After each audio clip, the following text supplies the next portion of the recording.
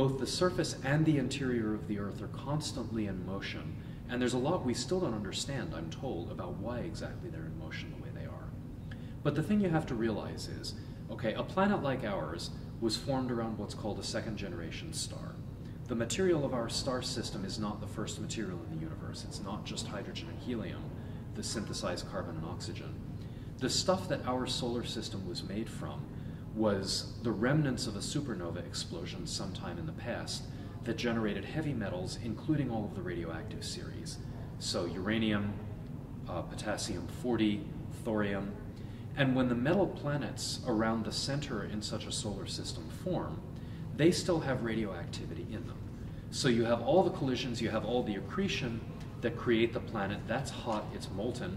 And then inside the planet, you have radioactive materials continuing to decay, and in small volume, but very high energy, giving off all of this energy that then keeps the interior of the planet hot. Now today, some of that heat, in the course of trying to get out, first keeps the iron core of the Earth molten, and then it circulates that molten iron. That's where we get the Earth's magnetic fields.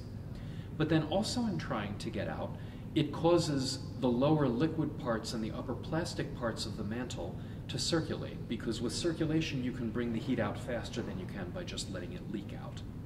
But circulation requires that you roll in a particular direction. So what happens is that on the Earth you have these rolls called mantle convection.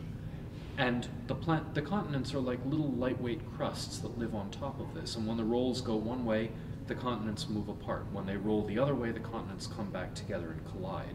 This is where we get all of the complicated geology of the rocks that form continental minerals. And that's why something like a granite is so incredibly complex, with all of the light and the dark, different mixtures of chemicals in silica rock. The geologically living aspect of the Earth is the fact that just because it's young and its radioactivity is still there and still decaying and still delivering heat, the planetary rock is forced into a restless motion. That's like the geological precursor to life in the planet itself. The expressions we see of this motion are things like continental drift and the way we form complicated rocks. It's one of the sources of volcanism, even though volcanism could exist in a simpler time before continental drift in the proper sense began. It's also what delivers the electron donating capacity up to the bottom of the oceans. There's an important thing to realize. If I look at the energy of heat fluctuations, they're only about 1/100th as large as you need to do the excitation to do even the simplest of chemical reactions. So ordinary heat will never drive chemistry, even if you have it.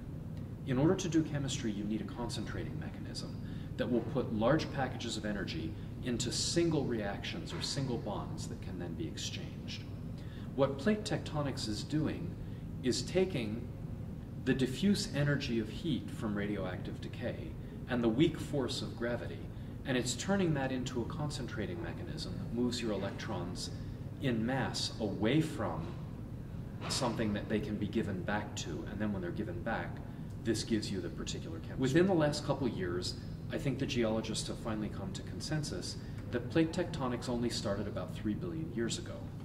We have good reason to think that life was fully established as complicated cells at least 4/10 of a billion years earlier than that, maybe 6 or 8/10 of a billion years earlier.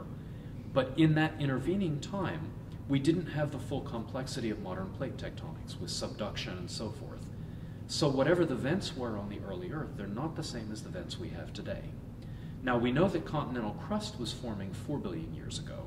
We're just right up against that. So we know there was volcanism, we know there was fractional melting, we know that there were processes that separated the light elements from the heavy elements and separated the electron donating elements from the electron accepting elements. But the details of that geology are actually a forefront of research. On the other hand, some things were nicer then than they are now. The moon had just been formed. It's difficult to imagine what a cataclysmic event it is when one planet collides to another planet. You know, there was the recent Russian bolide that was, what, 20 meters across or something like that, and had the energy of many tens of atomic bombs just blowing up in the atmosphere, and that was little grains of rock and sand. Imagine what happens if you have a Mars-sized thing colliding with an Earth-sized thing at the same kind of a speed. That's a kind of energy and a kind of violence that we can't imagine in ordinary planetary processes. What happened, though, is that you have a young moon that was originally thrown out. It's very close to the Earth and it's rotating very fast. The gravity of the moon flexes the Earth. That's where our tides come from today. It's easy for us to see tides in the ocean because water can flow, but the tides affect the rock also. So now, the Earth is turning, it's rotating under the moon, and it's rotating faster in the early Earth than it is today. It's some of the Earth's angular momentum that has driven the moon into its current wider orbit, which causes it to be smaller and further away. When the Earth was rotating faster, Mike Russell has told me that the tides were once every 6 hours instead of once every 12 hours. And he's made estimates that the difference between high and low tide on the ocean may have been a kilometer instead of a meter. So you realize that the crust of the Earth is being flexed like crazy. At the same time, the core and the mantle are younger. There's more infall heat. Radiation is younger.